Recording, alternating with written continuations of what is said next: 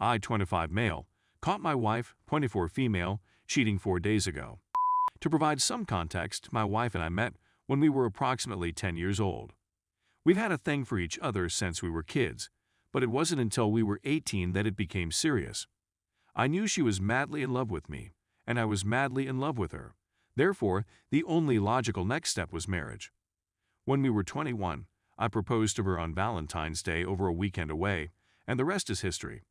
We both make ends meet with respectable careers, lovely well-kept homes, no children, a great group of friends, and polite families.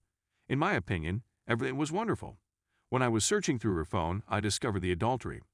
I saw messages to a man from her workplace. This wasn't overt flirting, but it was unusual and provocative to me. He'd say things like, "I've had such a long day at work," and she'd say things like, "I've had such a long day at work." I confess that I have a temper, and I was not going to let this happen. I told her she couldn't contact him, that she couldn't block him in front of my face, and that she wouldn't have me if she did. She got all I requested of her. This leads me to Sunday evening. My cousin and I run a company together. We began it at the age of 20 and it quickly took off. We have an office where I sometimes sleep when my job load becomes too much for me. I generally order in and get the job done, and if it's too late, I'll sleep it off. So I texted my wife about lunchtime. Me and cousin are probably going to be held here all night. I'll order in so you can dine without me and don't have to wait up. I adore you. She answered minutes later, saying she was sorry she wouldn't be able to meet me that night, but she wished me luck with my job and stated she loved me as well. Everything was fine. Think about late that night. I decided that work had eaten up too much of my weekend and that I needed to visit my wife, whom I assumed also wanted to see me. So, about 7 p.m., I started making my way home. When I arrived home, I heard voices upstairs, but couldn't make them out, so I walked up and saw my wife and the man. I acknowledged that I didn't manage it as well as I could have. I began by hitting his as he attempted to look, "Dude, I'm sorry." I threw him out and told him he had to go home without his shoes. My wife was frantic from the time I stepped in, and I almost got violent with her as well, but I didn't. Throughout it all, she screamed and cried, stating it was a foolish mistake, but by this time, my fears from the text conversations had been validated. I constantly urged her to conserve her breath and that I didn't want to hear any of her illogical justifications. I debated returning to the office, but I instructed her to gather her bags and remain wherever she could. I needed her out of my sight. Since then, she has remained with her closest buddy. Since then, her friends and family have blown up my phone, but I've ignored them. I did, however, inform her father of what had occurred. He was furious and sided with me. My rage has given way to regret at the idea that our nearly lifetime adventure has been thrown away for some sleazy person from her workplace from the first day. I've been keeping busy, but I'd be lying if I claimed I haven't spent every spare time sulking / crying lamenting over what occurred. I'll be calling attorneys first thing tomorrow morning to start the divorce process. Update. Since the original article, I've done a lot of stuff. I had my STD tested and everything was okay. I turned over my portion of the company to my business partner, relative, temporarily until the divorce is finalized. I terminated her phone contract that I paid for Haha. I took down all of her photographs, I packed all of her clothing, and I've been up with someone. So let me get started. The fact that my STD test came back negative was a positive start, but it wasn't enough to lift my spirits. I won't sugarcoat it. The issue still bothered me. I couldn't forget about it since she and her friends were continually blowing up my phone. I ultimately went to meet with her parents. Her mother tried to get me back into the family, but her father knew I was set in my ways and was disappointed in his daughter. This occurred around 2 days following the post. I like her father and think we'll keep in touch since we're both simple guys who understand one another. I've always admired him, and it's a pity his daughter is preventing me from officially being his son anymore. I ignored her friends, who had phoned me more times than I could count. It helped that I spent a lot of time with my friends and family. I had a buddy over and we spent a few hours photographing her and removing all of her belongings from the home. This was really soothing for me, and it felt like I was removing a stain from my life. It was much more beneficial than I anticipated. Divorce processes have begun, however I fear I will have severe difficulties with her signing the documents and so forth. I've already signed away my stake of my business, so she can't get her paws on it. I've avoided any communication except with attorneys, as you all instructed.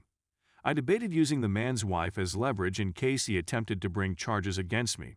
I laid hands on him when I caught him in my home. Finally, I reasoned, why not, and messaged her on Facebook. She originally believed me, but then stated he informed her it was a lie. All I had to do was show her the doorbell video of him approaching my front door and getting escorted out without his shoes. I don't believe he's still blissfully married. Now for the next chapter. My mom believed I'd like attending her work's Christmas party.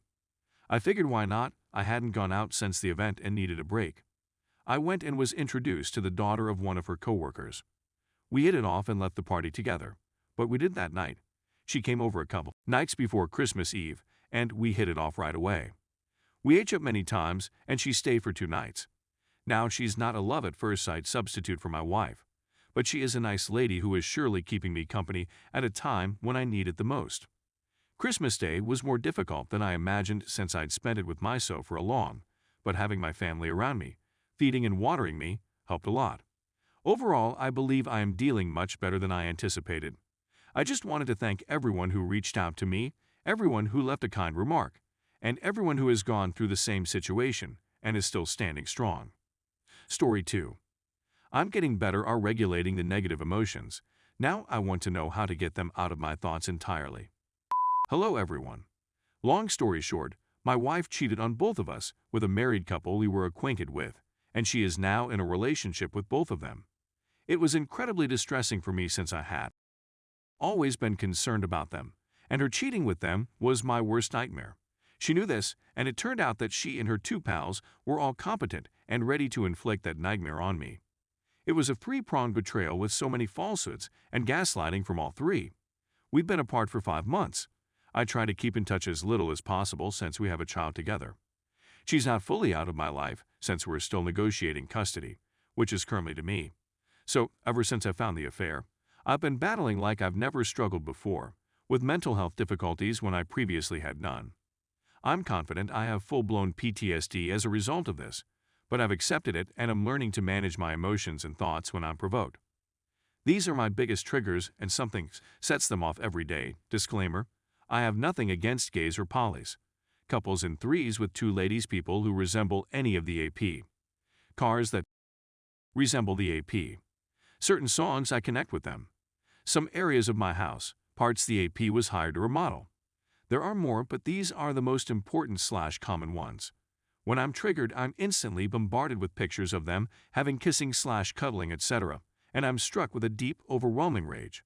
Then it's as if I have to talk myself down, reviewing every nasty thing and lie she's done to me and convincing myself she'll do the same to them one day. Then I have to go through how I'm doing the things I like and how I'm going to find someone to love and satisfy my desires with. I'm okay at the end, but it's so emotionally exhausting that I feel like I have no energy afterwards. After that, I typically simply want to sit around or sleep. If I can't, it's difficult for me to continue working on whatever I'm working on. I'm afraid I'll never get over these triggers and will have to give myself an emotionally taxing talk down numerous times a day for the rest of my life. It simply feels like there's no way around it. I mean, how can I look at a 3-way coupling and not think of them? How can I see individuals that resemble them and not be reminded of them? It's a daily annoyance for me, and there are so many things that remind me of them since the AP were a large part of our life as our friends when we were together. Is there anybody who can give me some guidance on how to finally get rid of these emotional energy vampires that plague my mind?